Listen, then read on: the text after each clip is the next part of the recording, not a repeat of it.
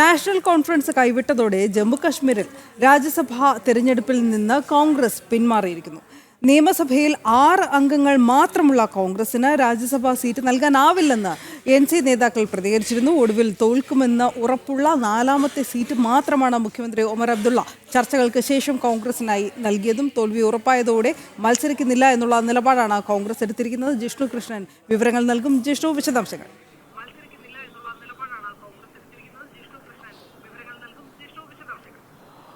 ജമ്മു കാശ്മീരിലും നാണംകെട്ട അവസ്ഥയിലാണ് നിലവിൽ കോൺഗ്രസ് ഉള്ളത്. അവിടെ രാജ്യസഭാ തെരഞ്ഞെടുപ്പ് നടക്കാനിരിക്കുകയാണ്. വിവിധ സംസ്ഥാനങ്ങളിൽ ഒഴിവുള്ള സീറ്റുകളിലേക്കും ഒപ്പം ജമ്മു കാശ്മീരിൽ ഇപ്പോൾ നിയമസഭാ തെരഞ്ഞെടുപ്പ് നടന്നതിന് ശേഷമുള്ള രാജ്യസഭാ തെരഞ്ഞെടുപ്പുമാണ് നടക്കുന്നത്. അതിൽ 4 സീറ്റുകളാണ് ജമ്മു കാശ്മീർ നിയമസഭയിൽ നിന്ന് രാജ്യസഭയിലേക്ക് അയക്കാൻ 4 പേരെയാണ് അയക്കാൻ സാധിക്കുക. അതിൽ 3 പേരെ വിജയിപ്പിച്ചെടുക്കാനുള്ള അംഗബലം നിലവിൽ നാഷണൽ കോൺഫറൻസിനുണ്ട്. സർക്കാരിന്റെ ഭാഗത്തുനിന്ന് അത്രയധികം സ്ഥാനാർത്ഥികളെ വിജയിപ്പിച്ചെടുക്കാൻ സാധിക്കും.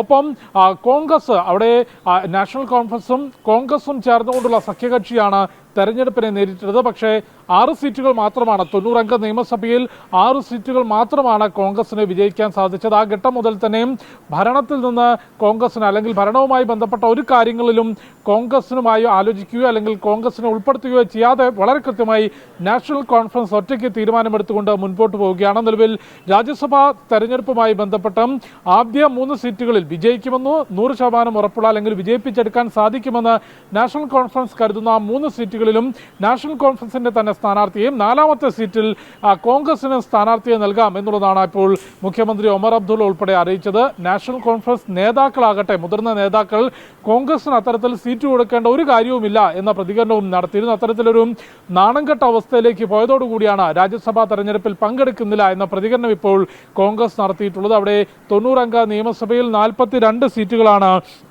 നാഷണൽ കോൺഫറൻസിനുള്ളത്. അവിടെ നിലവിലെ കണക്കുകൾ പ്രകാരം PDPക്ക് സീറ്റുകളുണ്ട്. ഒപ്പം BJPക്ക് 29 അംഗങ്ങളുണ്ട്. ഒരു സ്ഥാനാർത്ഥിയെ തീർച്ചയായും BJPക്ക് വിജയിപ്പിച്ചെടുക്കാൻ സാധിക്കും. അതിന് ഒപ്പം PDPയും സ്വതന്ത്രരും എല്ലാം ഒരുമിച്ച് നിൽക്കുകയാണെങ്കിൽ നാഷണൽ കോൺഫറൻസിന് കൂടുതൽ ഡാമേജ് ഉണ്ടാക്കാനും അവിടെ ഈ രാജ്യസഭാ തെരഞ്ഞെടുപ്പിൽ സാധിക്കും. ആ പശ്ചാത്തലത്തിലാണ് കോൺഗ്രസിന് സീറ്റ് കൊടുക്കേണ്ട എന്ന് ആദ്യം തീരുമാനിക്കുക. അപ്രസക്തരാവുകയാണ് കോൺഗ്രസ് എന്നതാണ് യാഥാർത്ഥ്യം.